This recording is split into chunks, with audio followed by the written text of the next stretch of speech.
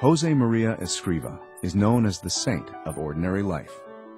It was Escrivá who founded Opus Dei, meaning the work of God, on the principle that people can find God right in the middle of their everyday lives. Yo no he fundado el Opus Dei. El Opus Dei lo ha hecho, es cosa del Señor. Yo no he sido más que estorbo. ¿Está claro?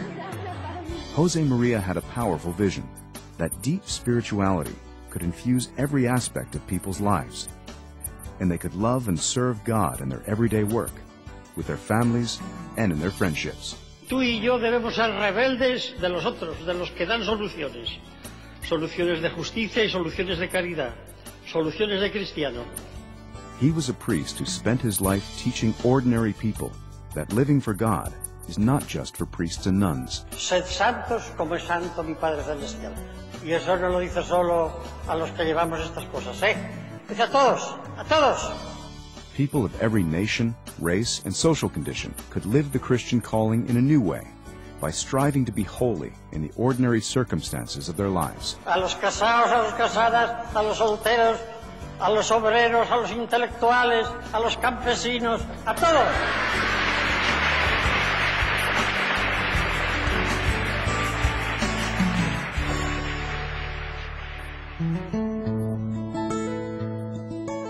Josemaría Escrivá's openness to the will of God began at an early age. Born into a devoutly Catholic family, Josemaría would recite all his life the prayers his mother taught him. He suffered many hardships as a child. His 3 younger sisters died. His father's business collapsed, and the family had to move to another city where they struggled to get by.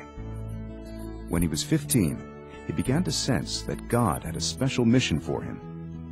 He had dreamed of being an architect, but instead became a priest to be ready for whatever God was asking, praying fervently, "Lord, let me see what you want." During a retreat in Madrid, God showed him what he wanted.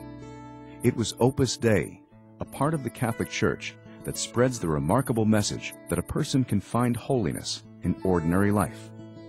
Father Josemaría would dedicate his whole life to developing Opus Dei. Whenever he was asked about what happened that day, he would simply respond, "I saw Opus Dei." But I think it's clear that from that very moment, he understood that ordinary Christians were called to holiness in their work and in the middle of the world, and that he was called to start an organization that would spread that message. The circumstances could not have been more challenging.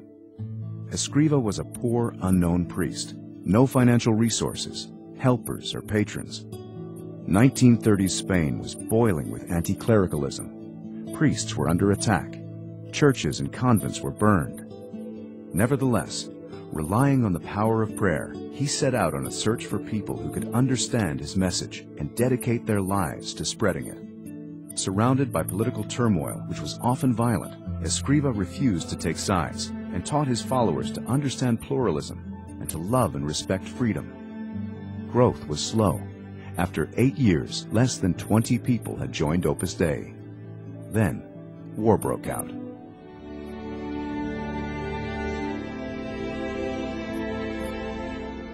The Spanish Civil War brought even fiercer religious persecution. Thousands of priests and nuns were murdered. Father Josemaría was forced to abandon his clerical dress and to go into hiding in Madrid, moving from place to place to avoid capture and death. For a while, he hid in an insane asylum, pretending to be mentally ill. Later, he and a few members of Opus Dei found refuge in the consulate of Honduras, where they lived in a single room. During this time, he still ministered to many people, at times risking his life to do so. This was a time of great danger for all priests. But Father Josemaría felt he could not simply sit out the war in hiding, unable to carry out his priestly activities or work at the development of Opus Dei. So he decided to try to escape to the nationalist zone where religious activities were permitted. In the fall of 1937, Escrivá traveled incognito to Barcelona, and from there joined a group of smugglers for a series of dangerous night marches through the Pyrenees Mountains into Andorra. For the remainder of the war, he struggled to re-establish contact with the members and friends of Opus Dei. The Civil War left Spain destroyed. A few months later, the Nazis invaded Poland, beginning the Second World War that devastated Europe. Spain remained neutral, but suffered scarcity of food and extreme hardship. Despite the difficult conditions, Father Josemaría immediately resumed his activities in Madrid, and Opus Dei began to grow rapidly.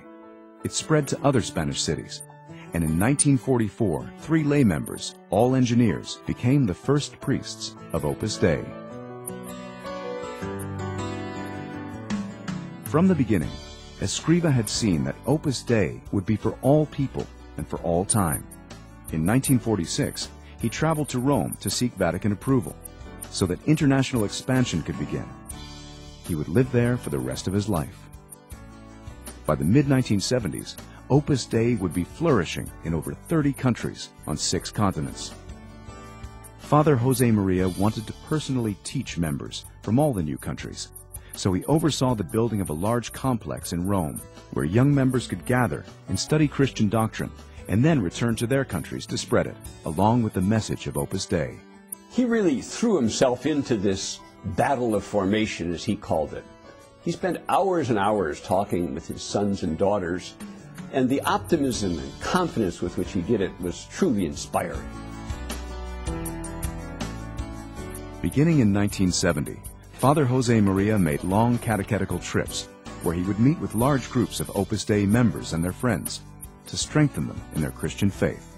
Es la santificación del trabajo, es decir, a cada cristiano, cualquiera que sea su oficio, que allí donde está puede y debe ser un buen hijo de Dios.